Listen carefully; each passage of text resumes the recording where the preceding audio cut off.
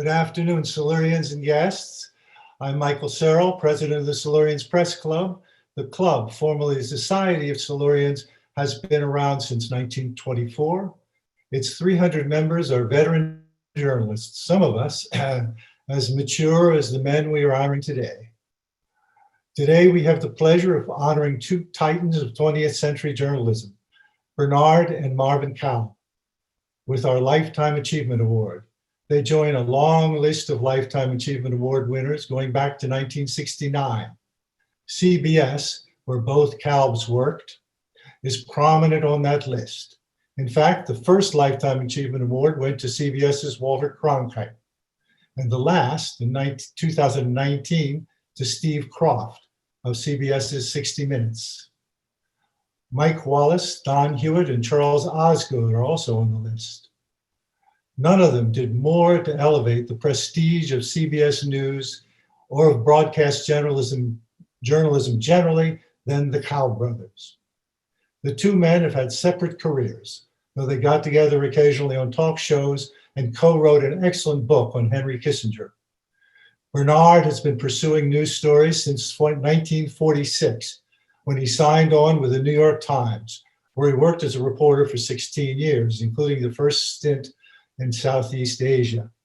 He then went on to CBS and later NBC, reporting first from Asia, including Vietnam, and then the State Department, where he was the chief diplomatic correspondent.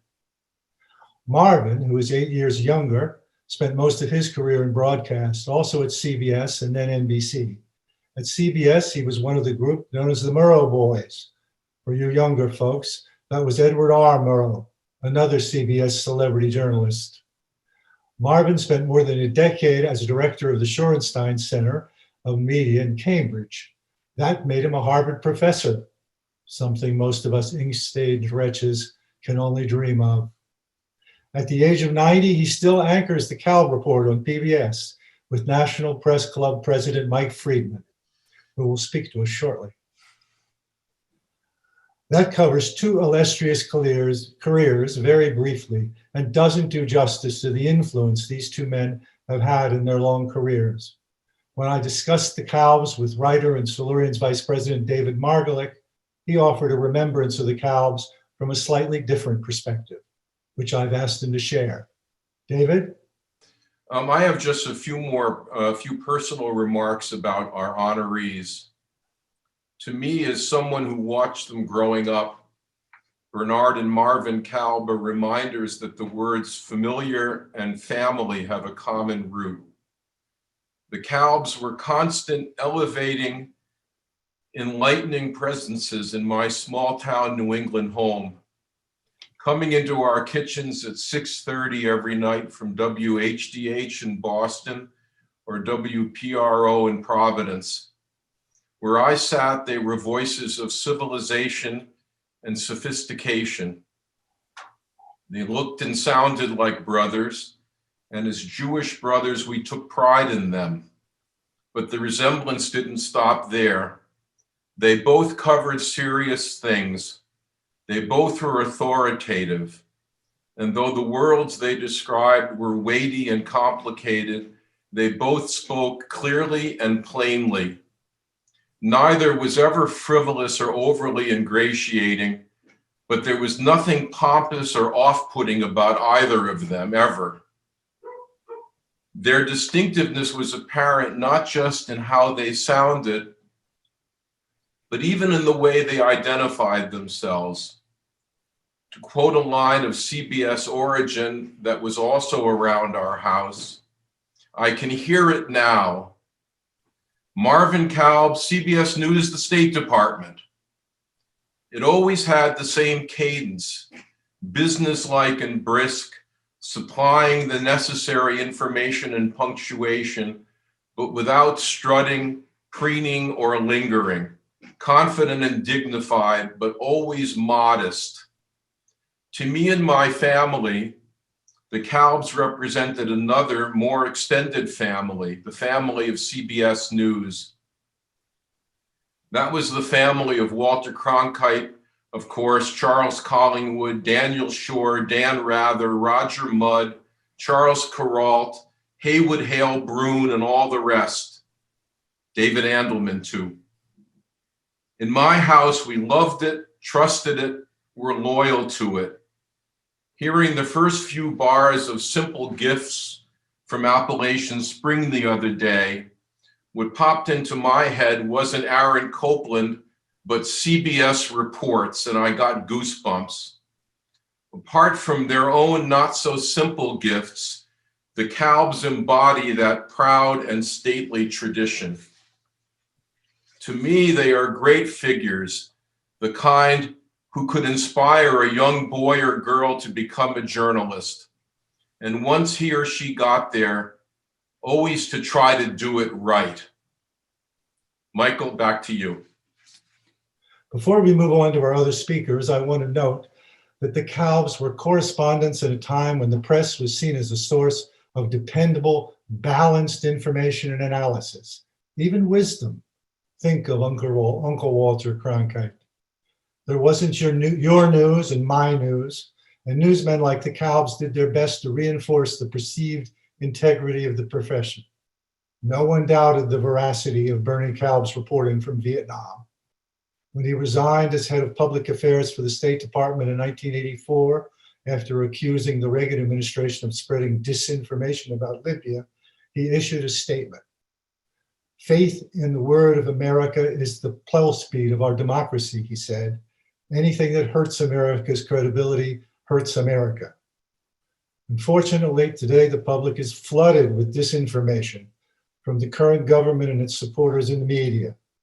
Distrust of what we write and broadcast has never been higher, which brings me to our first speaker, Dan Rather, who, together with the Kalbs, has spent a great deal of time in various programs lately commenting on the toxic environment for news. Good afternoon, everyone.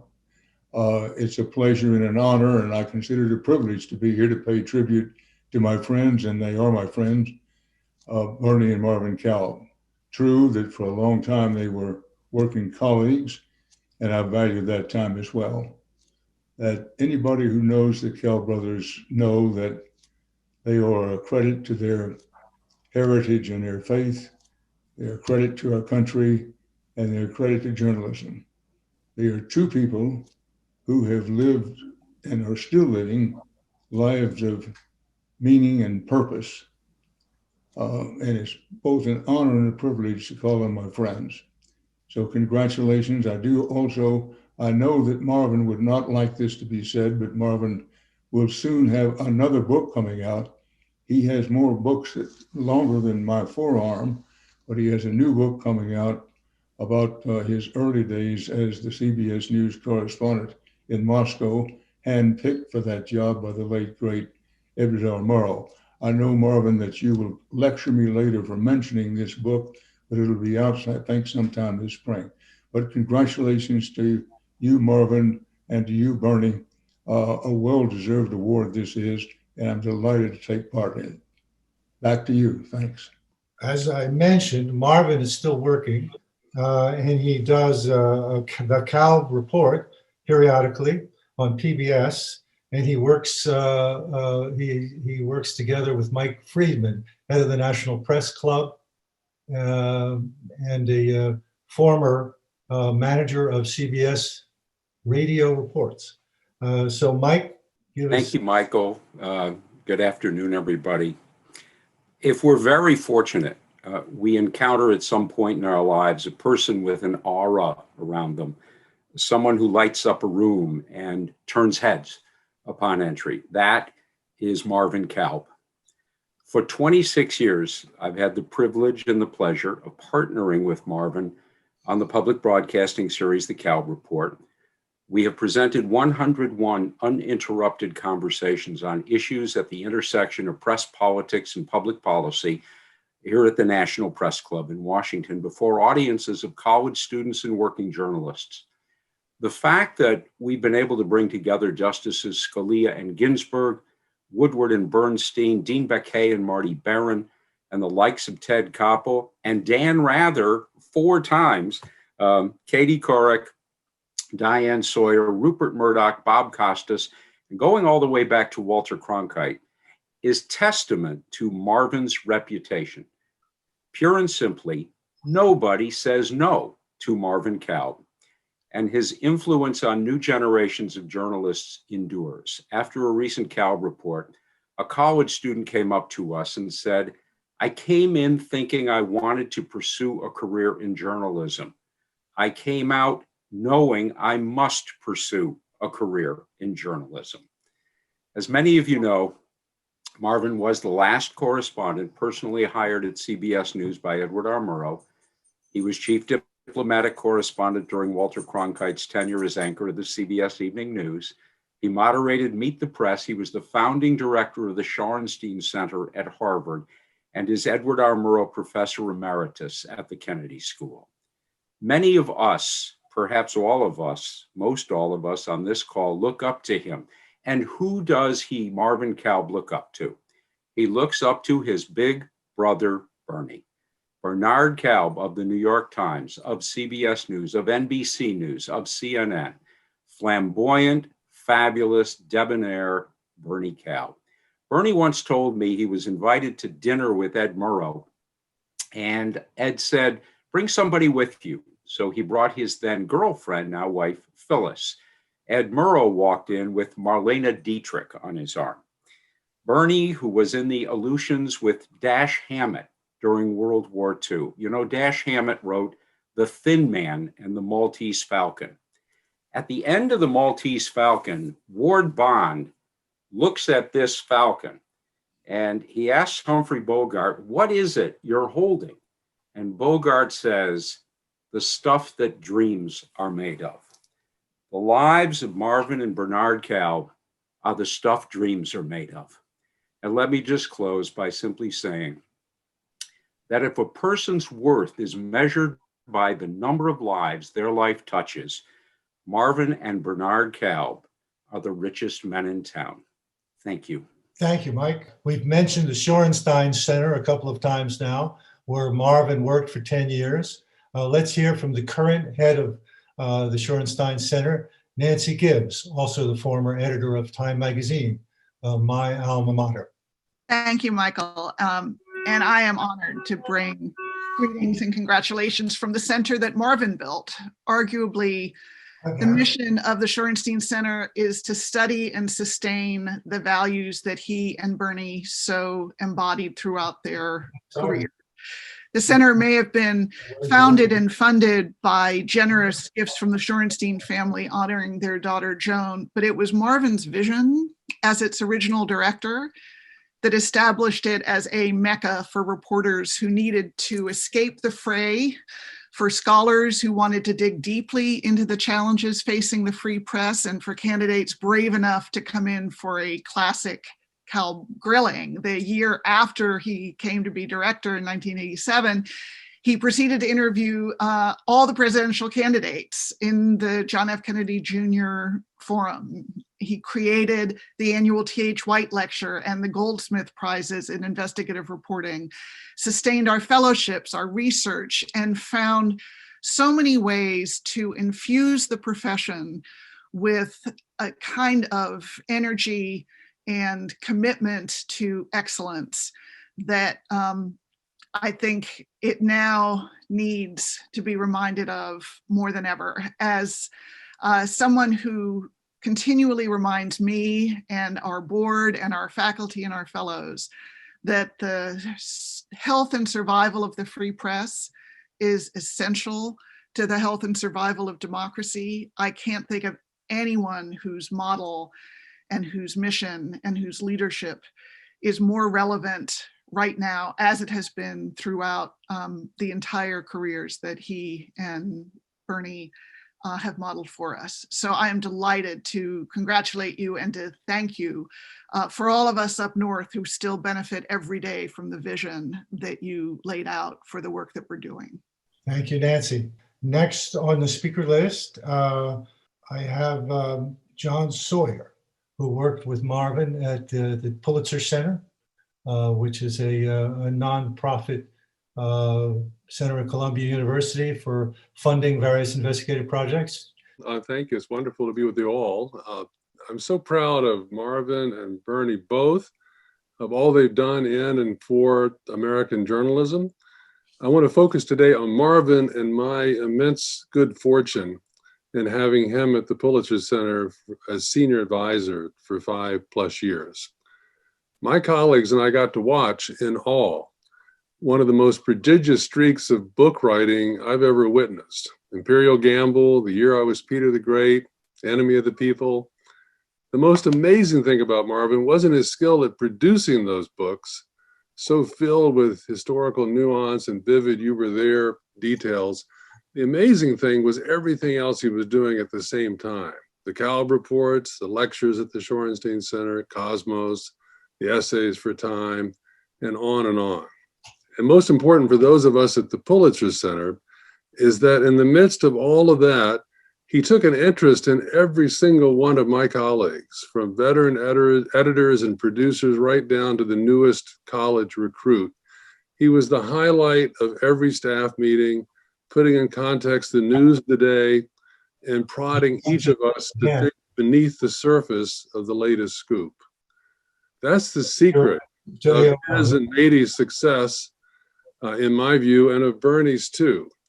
Boundless curiosity about the great wide world and a deep affection for and interest in all the people they've met along the way.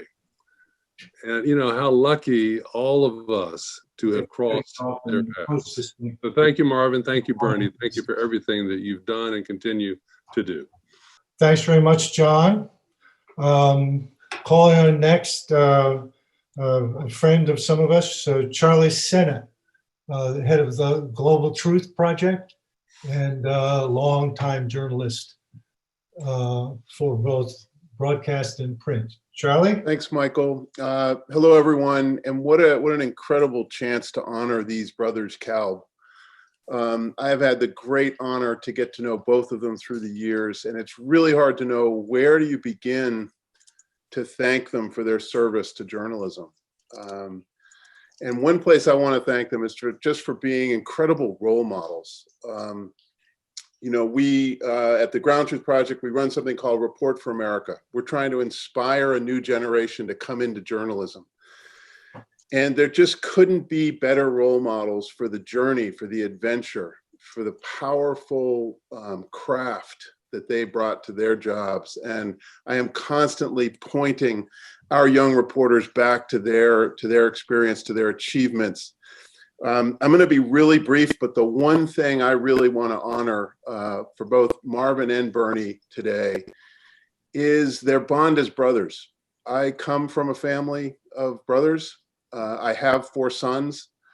I don't know many people on this good earth who are as close as they are as brothers, and I admire it every time I see them.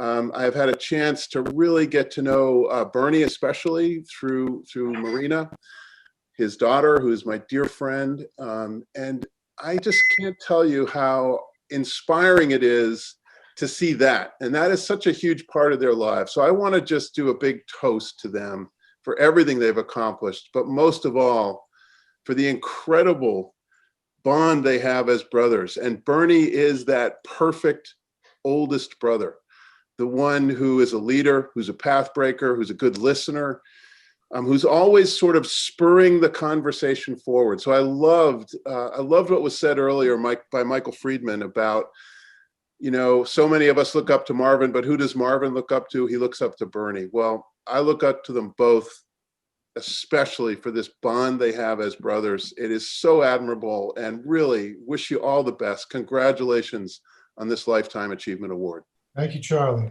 I believe we now have Gary Gates. He's going to tell a story or two from CBS. Are you there, Gary?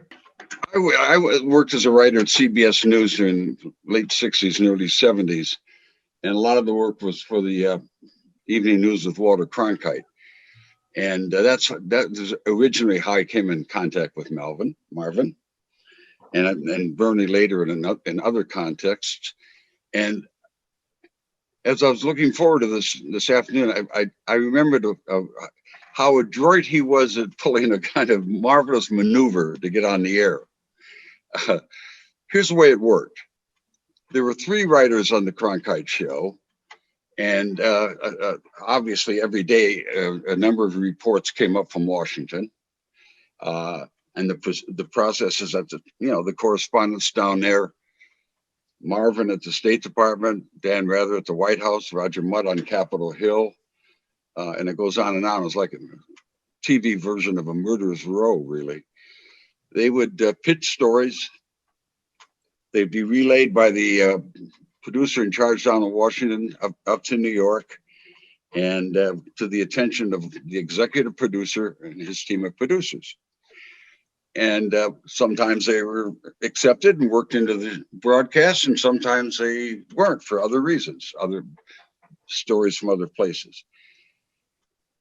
Then one afternoon, I was working the writers were on the foreign desk, the national desk, and something called All Else, which covered everything from hurricanes to Hollywood sex pots, I suppose, but economics to other natural disasters.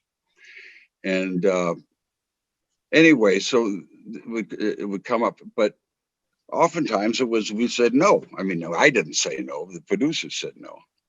One afternoon after we were putting together the final lineup for the broadcast, I got a call, and it was Marvin.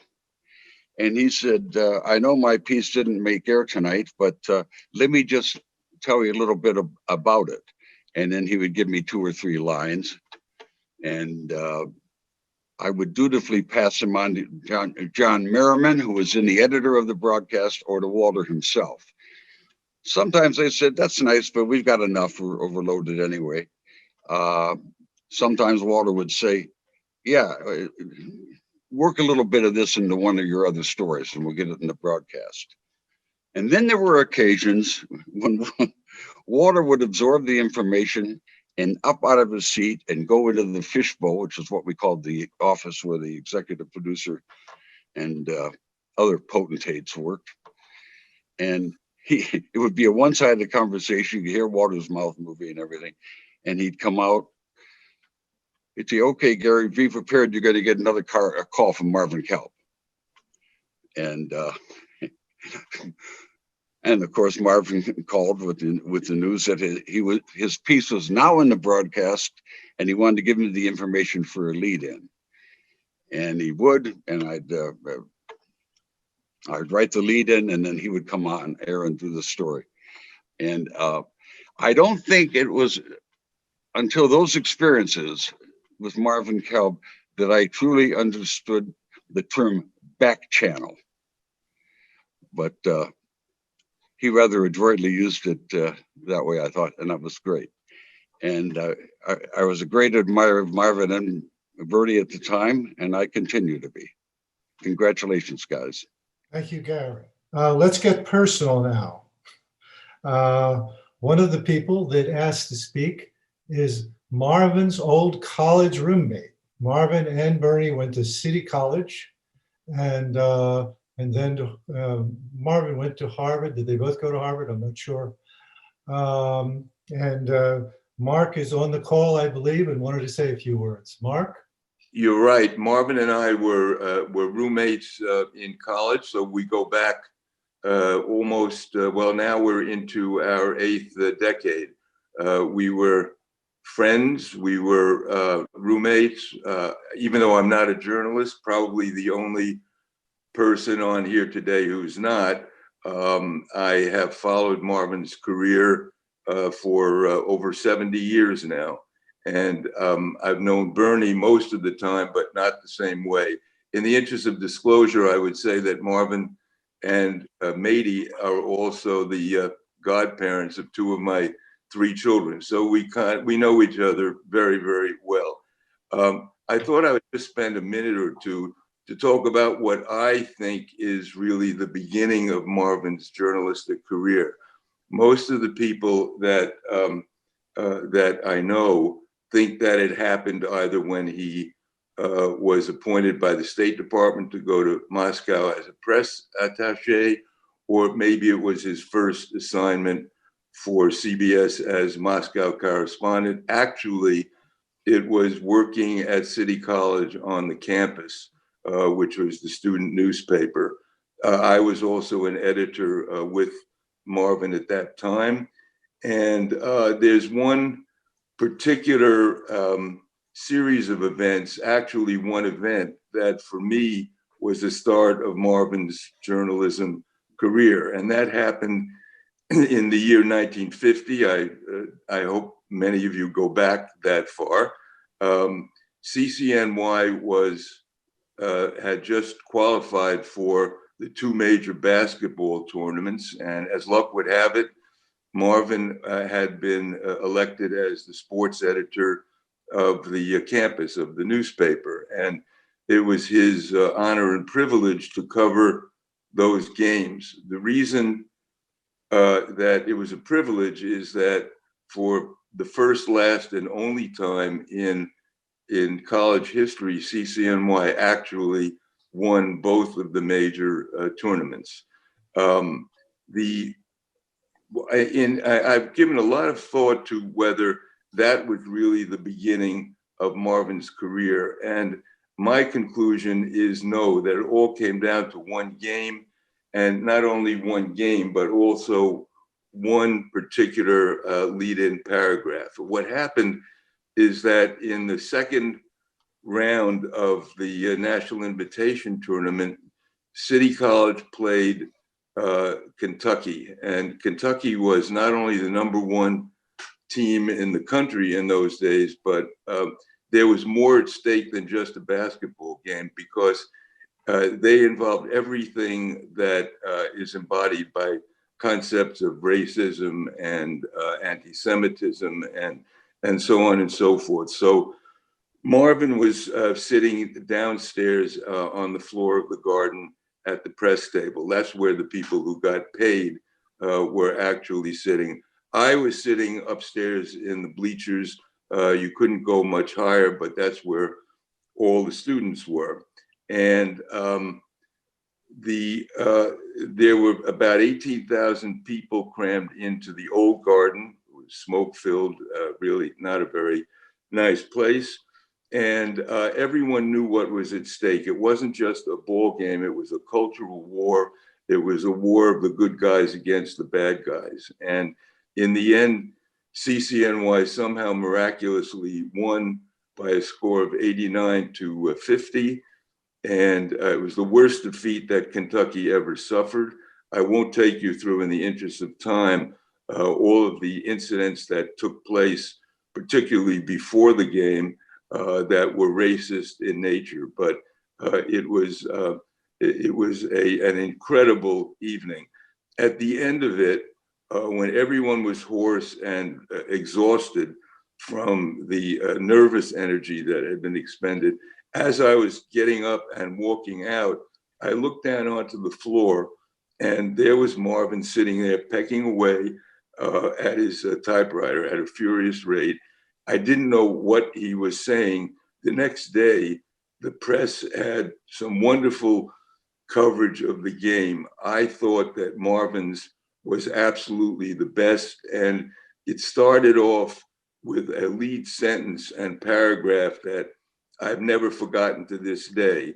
It was, "A murder took place in Madison Square Garden last night in front of 18,000 people."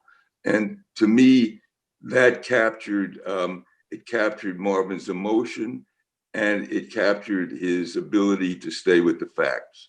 And for me, it was really the beginning of his journalistic career. I could only say that I've been delighted to watch it, to participate as a friend. I've seen Bernie over the years. I think that it's a wonderful tribute to both of them today, and evidence of the sound judgment of Silurians in making this a joint award. I think the only other thing I would add is that it's too bad it took a lifetime for them to achieve it. That's it.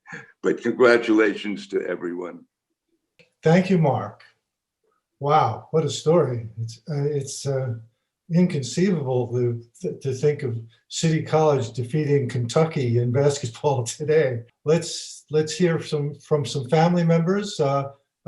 Claudia, are you there? Great. Well, thank you for this opportunity. I'm Claudia Kalb, the third of Bernie and Phyllis's 4 daughters. It's really wonderful to be here, and I think I can speak for my sisters and my cousins in saying that these 2 brothers, what an honor to call them our father and uncle.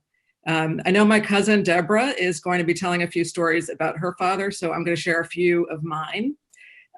Life with my father has always been about journalism. It's just impossible to separate the two.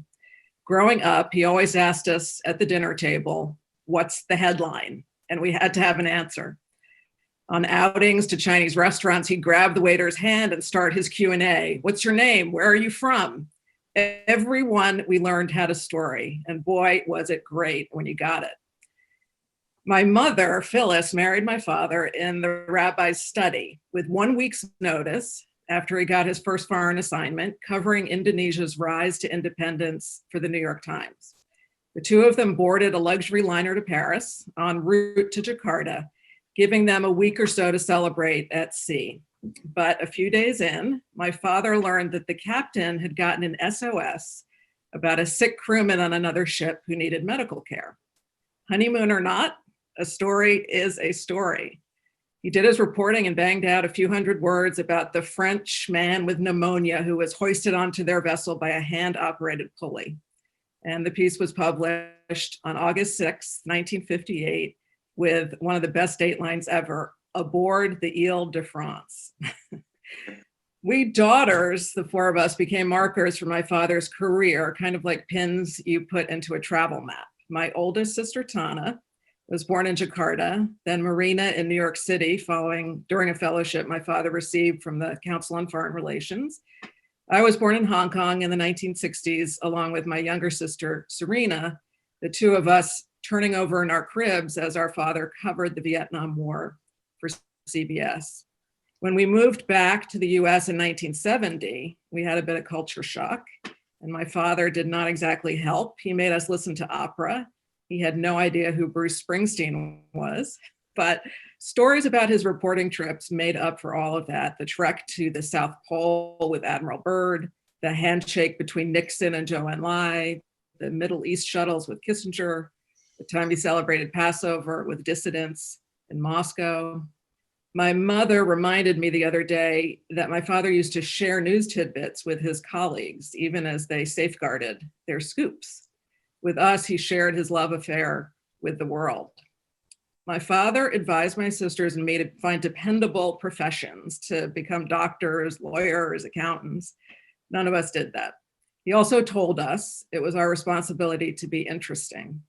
I became a journalist. I get to be a student all my life, my father always told us, and who wouldn't want that? My father and uncle are the best kinds of journalists, endlessly curious, dogged, honest, as people have said, incredible role models to those of us who follow. And more than that, they're models of how to be good people. In my father's incredibly rich vocabulary, sibling rivalry does not exist. It's sibling love, he always says. I'm just going to tell one final little anecdote about that. A number of years ago, when Marvin was presented with an award at the National Press Club, my father shared this anecdote that I think just speaks perfectly to their relationship. He said, Marvin and I were invited to appear on a program with Larry King, Bernie said. I was there early, and then Marvin came in. We had our usual kiss. Larry King said, I guess you haven't seen each other for a long time. My father responded immediately. You're right, he said. We haven't seen each other since lunch. I just want to say congratulations from all of us, all my sisters, and much love to Uncle Marvin and my father, Bernard. Thank you. Thank you, Claudia. Let's now hear from Marvin's daughter, Deborah. How was it growing up with Marvin? Thank you, Michael. When asked what it was like to grow up in my family, I often tell people that the only TV shows I was allowed to watch as a little kid were Mr. Rogers' Neighborhood and the CBS Evening News. And that was true. The 2 worlds couldn't have been further apart. Mr. Rogers' kindly domain and the scenes displayed on the CBS Evening News, mostly featuring Vietnam War battles and Nixonian maneuvers. But for me, the news existed as a way to wave at my father and my uncle on the black and white TV screen in our family room. My sister Judy and I were probably among the few kids at our elementary school who knew all the capitals of Middle Eastern countries because our mother, Mady, would sit us down with an atlas to show us where our father was that day as he covered Henry Kissinger's shuttle diplomacy. One thing my father has always demonstrated is an unerring sense of journalism ethics, which he continued to display after leaving Network News to run the Shorenstein Center. As a reporter myself, whenever I'd run into any kind of moral quandary at work, I'd go to him and he would patiently talk me through it.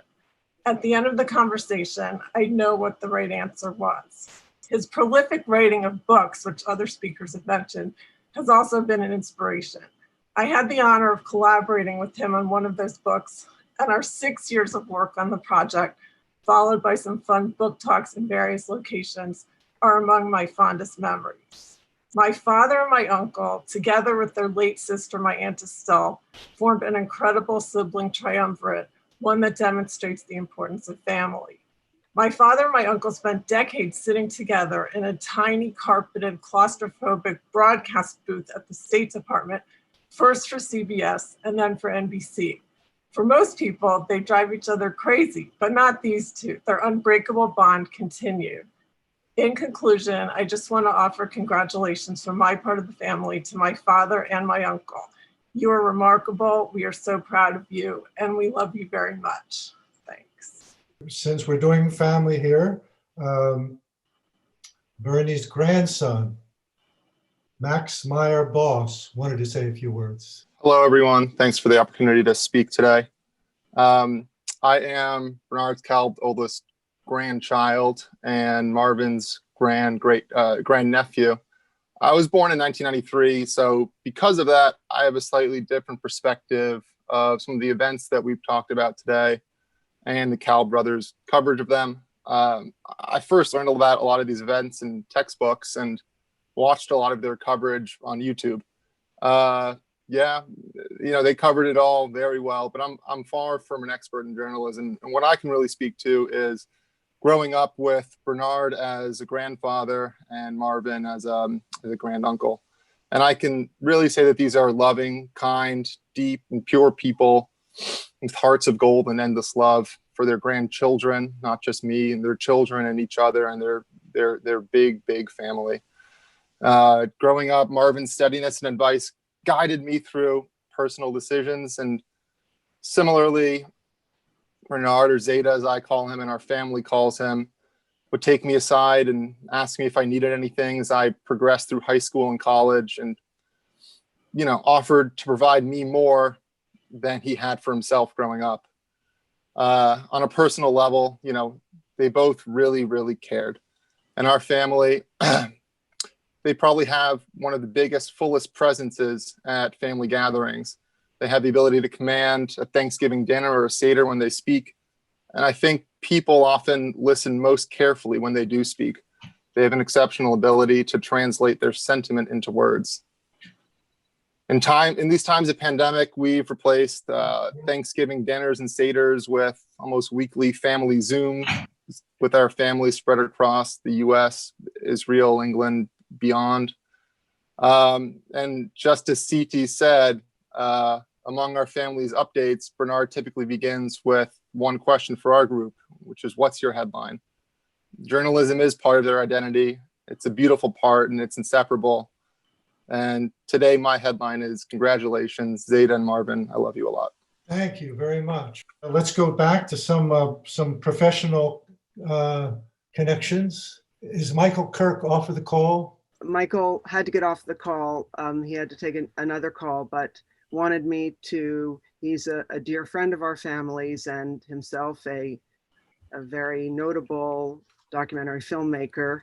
And one thing I will say is that Michael has always looked forward to one phone call after his many frontline documentaries that air on PBS. And that call is always from my father, who over the years will call him after every film that is aired and give him his critique of what he saw on the television, making sure that Michael was always very, very honest, very clear, and very straightforward about his reporting. I remember one time when Michael was asked to go to Abu Ghraib when they were first letting reporters in to look at the prison, and he said to me, "What do you think? Should I go?" And I said, "I think you ought to ask my father," because it was extremely dangerous and allowing some of the first reporters into that area, the green zone. And so he called my father and he said, "Bernie," this was obviously a few years ago, but he said, "Bernie," he said, "you think I should go to Abu Ghraib?" And my father said, "When are we going?" That was his response. "When are we going?"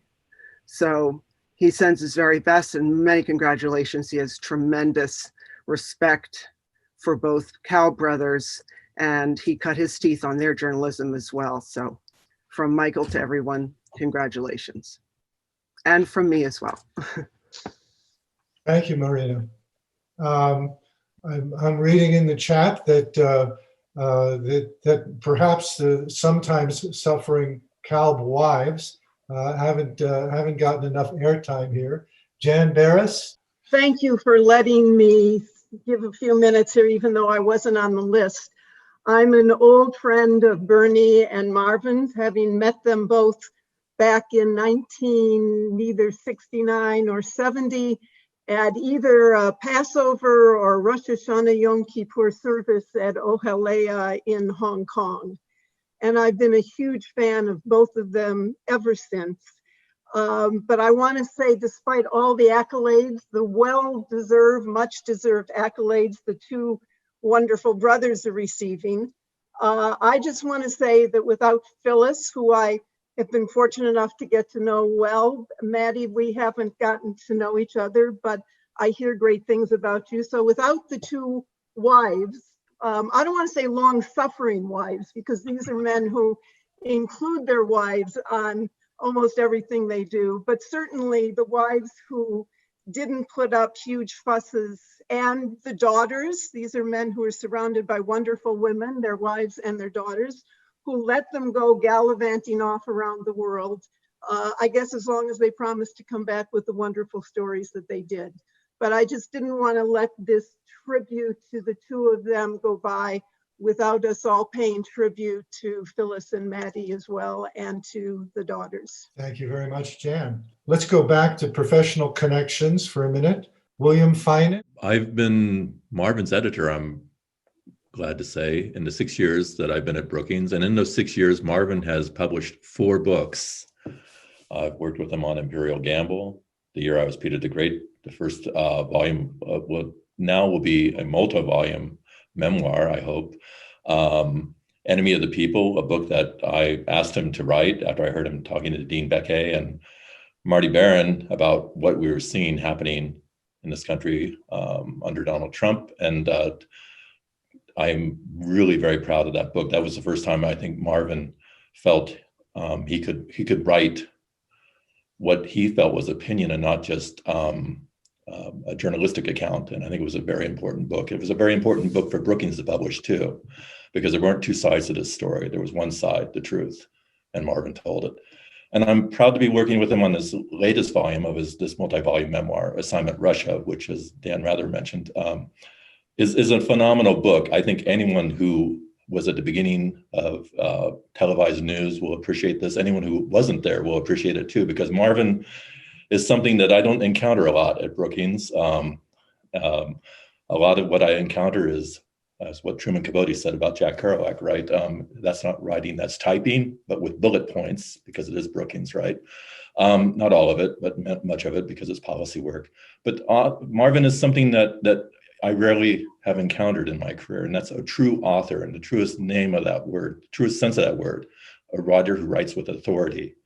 And that's something that I appreciate, and I think all of us appreciate it. That commanding voice we hear when he speaks is also there in his writing too. And so Marvin, congratulations. I believe we have a friend, colleague, listening in from Israel. Avi Posner, are you there? Thank you very much for letting me say a few words about my friends Bernie and Marvin Kalb. We met them when we arrived as the spokesman of the Israeli embassy in Washington in 1974. And I was told, you have absolutely to meet very soon with two of the most important and influential journalists in Washington. And this is what I did. But very soon, our professional rapport became a friendship, a true friendship between our families, between Marvin and Mehdi, and Bernie and Phyllis. And I remember Marvin and I were born on the same day. During all my time in Washington, we used to celebrate our birthday together. And with Bernie, I was also colleague. When he was spokesman for the State Department, I returned to Jerusalem and I became spokesman for the Foreign Ministry. Now, this is a relationship which goes back many years, but the friendship is as solid as it ever was. And I remember about a couple of months ago, Bernie and Marvin phoned me, or was it on Zoom, and asked to get a briefing on the situation in Israel. They are forever journalists interested in a good story, in good information, and this was the base of our friendship. And I must say that this friendship goes beyond our generation, because when my daughter Irit was working in the 80s in US News and World Report in Washington, she worked there with Debbie Kalb, and they became good friends. And then a couple of years ago, Serena Kalb came, Twinkie, as we call her, came to Tel Aviv with her two wonderful twins, and we had a good time together. So Bernie and Marvin, in the best of the Jewish tradition, I wish you 120 years of good health, of happiness. Congratulations on this recognition, and a great mazal tov to both of you, to your wife and your family. Thank you very much, Avi. A couple of more, and then we'll let the Kalbs speak for themselves. Stephen Duke Holmes. So I'm a cousin from London. So for people that don't know, my grandfather is first cousins, or was first cousins with Marvin and Bernie. And growing up, it was always really special when they would come to visit, first of all, because it was nice we'd go into central London and go to meet in a fancy hotel. But there was always this great closeness that I felt with the cousins, even though obviously the divide between Britain and America. And one of the things that really struck me is the kindness of particularly Marvin, who I've probably had a closer relationship with over the years. And one time I used to live in Israel, and it was one Simchat Torah. I was in a yeshuv, and I went to take a break from the synagogue, and I started talking to the guard who opened and closed the gate. And we're talking, and she tells me she's a PhD student. Okay, I ask her what she's studying, something to do with the Egyptian former, I think, Foreign Minister Boutros Ghali. So we're talking academics. One of my very good friends is a historian. She was doing a history PhD. And then, of course, as always, when I speak to people, I'm so proud of my cousins. I so admire what they've done and what they've achieved professionally. I start telling her about my cousins. And then it turns out that the book written by Marvin and Bernie on Kissinger was a seminal text for her studies. So I said to her, look, call Marvin, get in touch with him. He's going to help you. There's no question he's going to help you. For sure, he'll make time. A few months later, my friend flew to the States, where Marvin made the time, I think, to spend an hour or 2 hours to meet with her personally, to see how he could help her in her studies. And I think this is a real testimony to the kind of person that Marvin is. And just so Bernie's not feeling left out, I'm sure that Marvin learned all of this from his older brother. We're going to let the Kalbs themselves speak. But first, I'm going to read to you the inscription that will be on the plaque that we made for them. To Marvin Kalb, in recognition of a lifetime of excellence as a journalist at CBS and NBC, as an author, television host, lecturer, and founding director of the Shorenstein Center, the Silurians Press Club hereby grants Marvin Kalb its Lifetime Achievement Award. To Bernie, in recognition of a lifetime of excellence as a journalist at the New York Times, CBS, and NBC, and as a media critic, author, lecturer, and holder of journalistic principle, the Silurians Press Club hereby presents its Lifetime Achievement Award to Bernard Kalb. Marvin, you and Bernie were going to have a conversation. I just want to say how deeply grateful we are for this Lifetime Achievement Award. I suspect that if my father was here, he would probably say, you know, Michael, Bernie is 98 years of age and Marvin is 90. It's about time you gave them a Lifetime Achievement. I'm sure. Yeah, good sense of humor. And I was thinking the other day about the amount of time that the two of us have spent in this business of journalism. Bernie has been at it for 78 years of his life. He's been in the business of journalism. And I've been in the business of journalism now for 72 years of my life.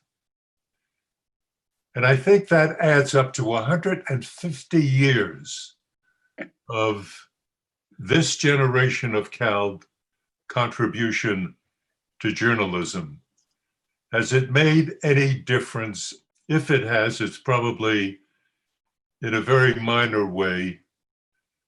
But so many of the comments that have been made today are so deeply appreciated. It's the closest thing I think I'm going to get to a memorial service that I can appreciate. It was quite extraordinary. I was just wondering, Bernardo, I call you Bernardo, I call you Liba Brita much more often. But Liba Brita, let me ask you, it's been mentioned before, but you sort of got involved in the business of journalism way back in World War II, when you were in the Army and you were sent to the Aleutian Islands. Remember that moment? Marvin, I want to join you and echo exactly what you said, and our thanks to the Silurians for creating this event. I had no idea we had so many press agents on our payroll. They did a marvelous job of portraying us to the extreme, I must say. And when you mentioned my earliest days in journalism, that was well before I could read and write, taken in by the drama of the world. How could you resist it? You're pummeled by the world, and so you had to try to decipher the world. Oh, my. I go back to, you mentioned my age. I'm much older. I just passed at that particular number you gave. In fact, it is an even greater number. In a few minutes, I may be entering a new century for all I know. But I am deeply moved and on the verge of powerful nostalgia by all these comments and vignettes and anecdotes that have been shared with us today. But one of the great things, of course, that I cherish most of all is you. I mean, when I think of me without you, I think very little. I think of our rich inseparability. It has been the great, aside from Phyllis as my wife and my children and so forth, my greatest inseparability, of course, is with you. We share the same vocabulary, the same enthusiasms, the same excitement about the world. Imagine you growing up living in New York City in a tenement in a 3 or 4 room apartment with my sister and my brother, you, and our parents once upon a time. Let me go back to the 30s. And you're locked into that enclosed world, and you know the world is out there, huge and vast and thundering and compassionate and strong. So you embrace it. Embrace it despite the powerful ignorance you have about what indeed is going on in the world. So you reach out with both hands, and what do you become? Inevitably, a searcher, an inquisitor, a journalist. You want to know more. You want to know more. You want to share more. And it's your way of embracing and deciphering the world. How could you do anything else, as a matter of fact? Of course, you do. You interrupt your entanglement with the world to write these books. I don't know where you got the discipline. The only thing I keep saying is our family distributed discipline unfairly. They gave it all to you and let me go wandering. But be that as it may, we've all had great dividends from your discipline. The idea of so many people getting together and recollecting and reminiscing is quite extraordinary.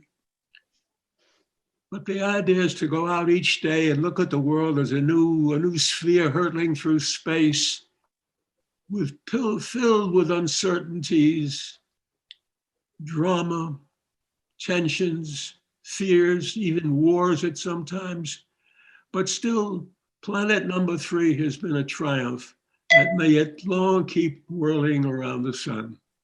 I hope so. I'm with you all the way on that. You just mentioned wars, and I could take you back to your work on the Adakian. Oh my. World War II with Dashiell Hammett. That was an exciting guy to be with. You then went on to cover Indonesia with another exciting story with Sukarno. But you have always said that the story that has stayed with you the most is the Vietnam experience, the war in Vietnam, the people you met there. And I want to ask you, since Vietnam touched so many of us of a certain age, what is it about that story? What is it about that war that keeps you going? Marvin, I first went to Vietnam in a different century. I went to Vietnam for the first time in 1956, and I went back repeatedly. I would sometimes spend 2, 3, 4 months, go back to Hong Kong for a week or two, go back to Vietnam for 2 or 3 months, etc. But I would say for about a decade or so, Vietnam and I became entangled very powerfully. You could not resist that outcome. Vietnam, 500,000 Americans, 100,000 killed, 2, 3 times that wounded, and then thrown away, discarded, as it were, beaten, the United States beaten by a powerful nationalist communist movement. Extraordinary at that time. A great blunder which we never should have got involved in. It would have evolved on its own in a dangerous world. You know, you mentioned the Adakian, Marvin. That was when I was in the Army. And I graduated City College where the tuition rates were very low. I then joined the Army. I was in the Army in 1942 or 43. I think it was 43, and I was sent to the Aleutian Islands, that band of islands that link the Pacific, that go across the top of the Pacific from China all the way to Alaska. And I was trained both as an infantryman, and I had a scrapping of journalistic experience at college. And since the island we were on, Adak, had already had its little war, although Attu and Kiska had big wars out there on the extreme end of the Antarctic chain. I became, one of the writers with a rifle in one arm and a typewriter in the other on the island of Adak. And they asked us to create a little newspaper, which we did, a mimeograph newspaper of 2 pages on both sides that gave us 4 pages. And the editor-in-chief was no less the grand mystery writer, Dashiell Hammett. He was 1,000,000 years old. Actually, he was 50. And he was our editor, and he created our little 4-page newspaper. And the idea of a bunch of illiterate kids like myself being in the same room working with Dashiell Hammett is, even all these years later, unimaginable. After my 2-3 years in the Army, a couple of years, as I say, in the Aleutian Islands, I came back, and in the Aleutians, I made a habit of listening to the world news, the CBS World News roundup at 8 a.m. And in the 2 years I was in the Aleutians, I would listen to it every morning. It came on at 8 o'clock and introduced me to the world for that particular day. The moderator, the anchor of that particular program, was a journalist called Alan Jackson. And I would listen to Alan Jackson, month after month after month. And one day I listened and I found a different voice in Alan Jackson. Well, I couldn't resist. I sat down and wrote a letter to CBS News with one question: does Alan Jackson have a cold? I never got an answer, but I was discharged from the Army before I could have. And when I got to New York, which was fairly quickly after my discharge, the war was over, it was 1946, I went up to CBS News to meet Alan Jackson. Well, one thing led to another, and the next thing you know, I was applying for a job at the New York Times owned station WQXR, which is still on the air, thank you. And after working there for a while, I began writing, volunteering, submitting articles to the New York Times, some of which they accepted, some of which they were amused by, etc. And the next thing I know, I had a job working at the New York Times. I was a correspondent there for about 15 years, 20 years, I forget. I was at CBS about 10 or 15 years. I had a little sprinkling of NBC in my career, a little bit of CNN. But it's been a torrential parade of news organizations and involvement with the world. You might say the Globe and I have been going steady for a long time. Yeah, but there's one marvelous part of your life that you're skipping over, and I have to remind you of it. In 1986. 1986. What happened? 1986. You were for 2 years the spokesman at the State Department, the Assistant Secretary of State for Public Affairs. And a story ran in the Washington Post by Bob Woodward about a program of disinformation specifically carried out by the White House, by the National Security Advisor. You read that story. It was published on a Thursday, I remember. You and I got on a plane from New York. You were covering Secretary of State Schultz at the United Nations. The two of us flew to Washington on Friday to attend Yom Kippur services. I didn't ask you your response to the disinformation, and you clearly didn't want to give it to me. We were at an event on Sunday. I could see that you were in agony, but I sort of didn't want to press you. I assumed that if you had something to say, you'd say it to me. And on Monday, you went on up to New York and you talked to your two best friends, Abe Rosenthal and Artie Gelb, both at the Times. And I don't know what they said or what you said at that time, but you came back and wrote the most extraordinary letter of resignation, which Michael read a portion of at the very beginning in introducing this program. That was an amazing action on your part. You sensed, you were told of disinformation, you were a spokesman, and you said, no, I want no part of disinformation. And you quit. That was pretty gutsy. Do you remember that? Oh, yeah, how could I not remember that? It was in the Washington Post. I may not have the years in my attic in my memory, all sorts of things are stored there, but I can't instantly recall them. But I think it was 1986. Does that sound right? 86. 86. When I read in the Washington Post about a disinformation campaign aimed at Gaddafi of Libya, the first thought that came to mind is the integrity of the United States. Disinformation with its bundle of inaccuracies, of accusations, and so forth.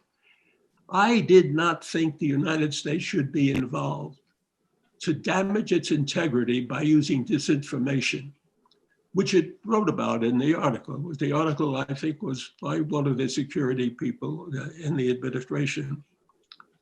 And I didn't like the idea of being identified with disinformation, both unbearable, both for the United States and in a very minor way, my own credibility, but big for me.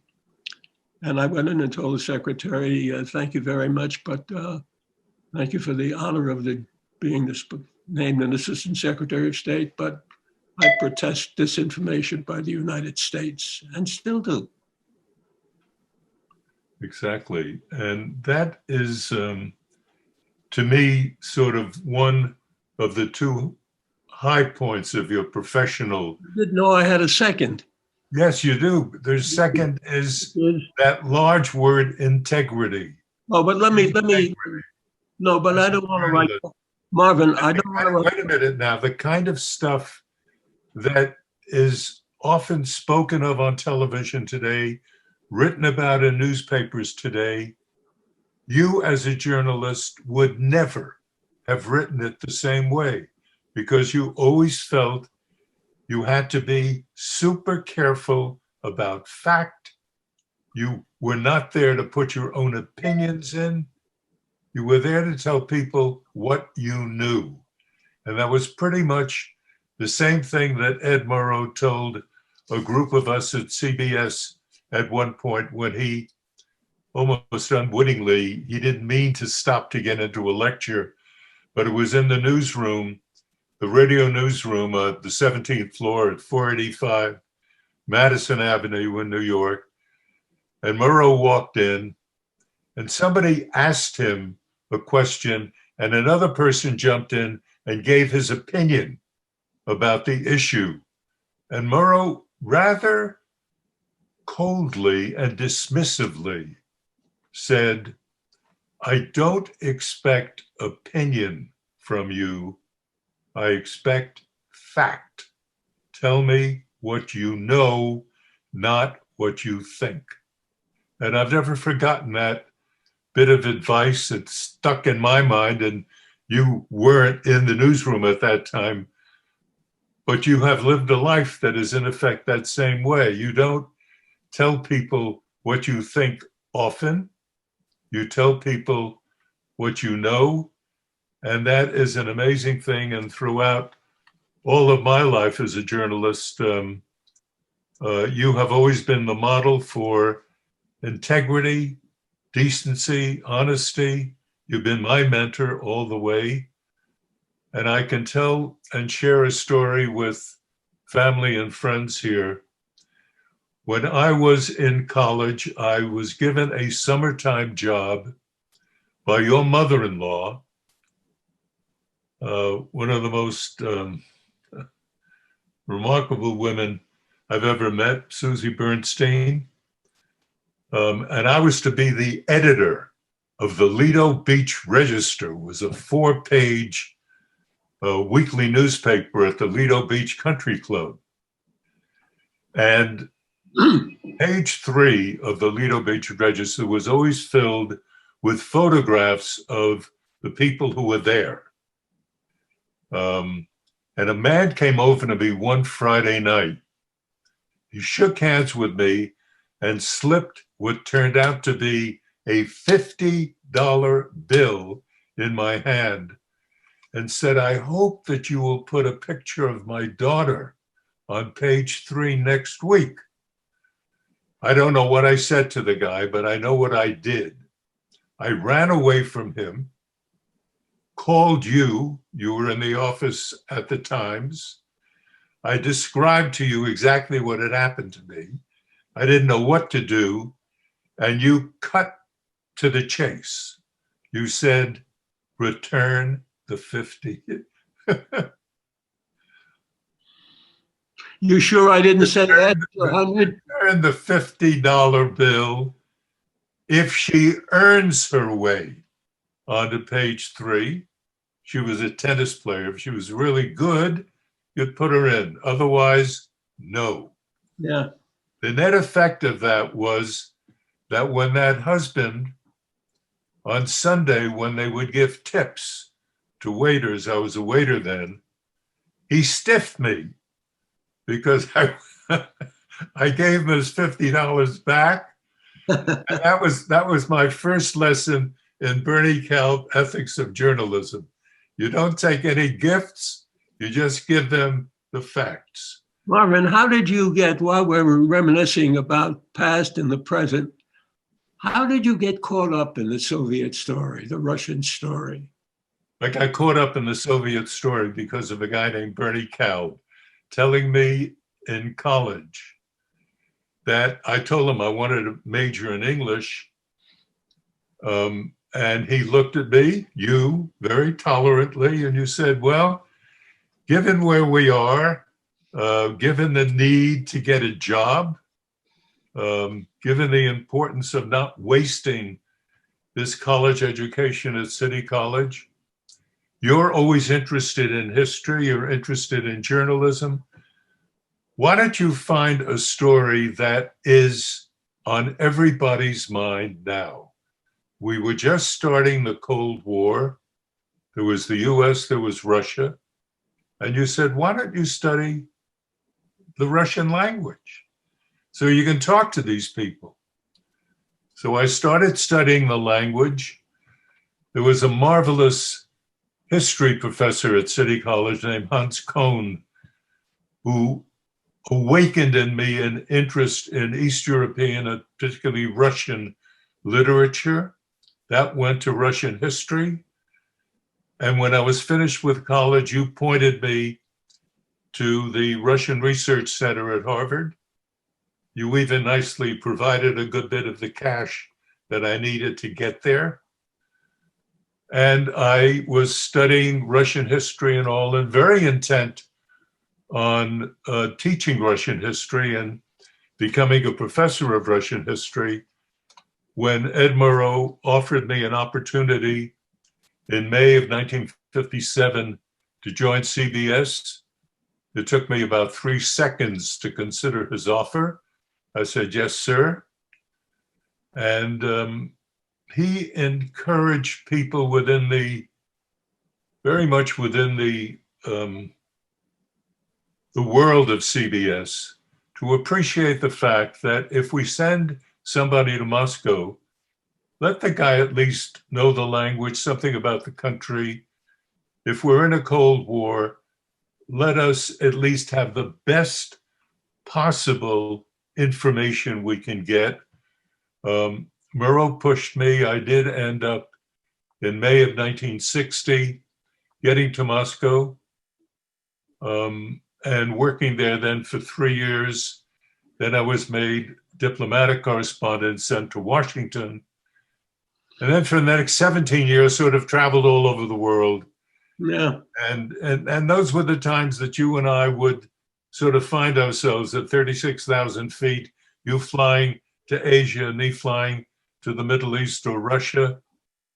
And we did, in that sense, cover the world. And it was a fantastic experience. I am deeply grateful to you, to people in the industry, and to, let's face it, all of the wonderful people who showed up today at this Silurians Press Club event. I am deeply grateful, and I don't think this is an afternoon that I'm likely to forget for a very, very long time indeed. Not easy. It's a great story, Marvin, that whole chase through the years of where it began and where it still is now, and then you're still so busy. I keep thinking of the lack of ease to get news when you really have to get news. I'm thinking, for example, in 1972, I think it was. I went to China with, who was it at that time? Schultz, Secretary Schultz, I think it was. And I poking around there on my own with other reporters, and I was interested in one particular story about the nature of Soviet-Chinese relations, because they were always pretty tense. And so I asked one of my Chinese escorts, we were in some sort of a hotel lobby with all sorts of fruits around and so forth. And I asked him a direct question that would help me in my understanding of the Sino-Soviet split. I said, whatever his name was, could you help me on that? And his inclination immediately was to say to me, have a tangerine. And I went over to this bowl of fruits and took a tangerine. But getting at the bottom of a news story sometimes means you've got to skip the tangerine. You've got to sidestep the tangerine. And journalism is that constant challenge of trying to find a piece of the truth in what you're writing about. It doesn't satisfy a personal need, it satisfies a lust in yourself to know what is going on and to explain it and to share it, to decipher the world so we know what this planet is all about and how we can keep it whirling. I got to ask you a question as we wrap up, and that has to do with the nature of journalism today as you and I perceive it in a comparison to the way journalism was when we first got started in the 40s, 50s. The issue that comes up in my mind very, very often, and it goes back to that Murrow alert, which don't tell me what you think, tell me what you know. I find today that 2 points I would like to make quickly. One, without the mainstream press, by which I mean the Times, the Post, the Wall Street Journal, the network news, NewsHour, NPR, without that press, in the last 4 years, they saved us. They saved American democracy. And I feel that very strongly. The other issue is that the press itself has split apart, and there are now two presses. There's the mainstream press, and then there's the Fox-led brigade that will not be interested so much in covering the news as presenting straight out propaganda. I lived in Russia for a long time. I can recognize propaganda, and they do an awful lot of that. Whatever the number one leader says, in those days it was Khrushchev, Stalin, whatever, and for the last 4 years it was pretty much Trump. They reported what he said without any depth, whatever. They just said it.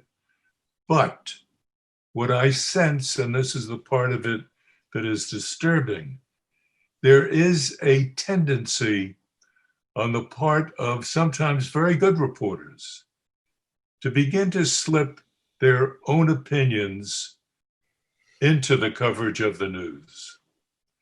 Where you expect the news, you are also getting an element of commentary. It's not commentary totally, but an element of it. And it leaves me feeling a little uneasy. I would prefer it if we're just, tell me the facts, please. What do you think, Bernie? I agree with you up to a point, but we'd have to define the word commentary. Sometimes commentary is reality. You need context sometimes to appreciate what someone is saying. And when you take a look at the present time, the way the president has attacked the press on a regular basis with a view toward destroying its integrity, its veracity, so that the American people do not believe the president is the man he is. And I'm looking at a piece of analysis here from Brookings that picks up what the president thinks of the press.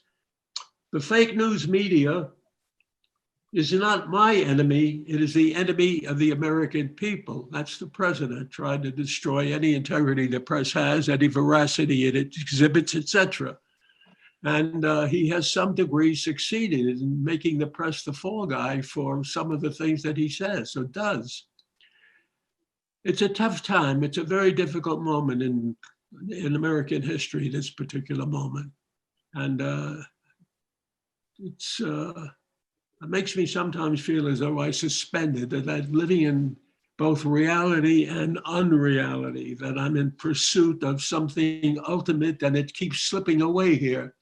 The fact is, the United States, there is something essentially at the heart of the United States that deserves a constant applause, a constant merit, tries to inject a little bit of sanity into the world. And other countries as well do that, but not all. And so the role of the media is so critical toward the advancement of stability. And yet it keeps getting hammered away by the president on a regular basis that things are rigged and fake news, et cetera, et cetera. It gets to be fairly boring. It's all boring, but very, very important. And once again, boring but fatal. Yeah, well, yeah, it could be. But I just want once again to thank Michael, the Silurians Press Club, for their wonderful Lifetime Achievement Award, for all of the people who spoke about us. Deeply, deeply grateful to you all.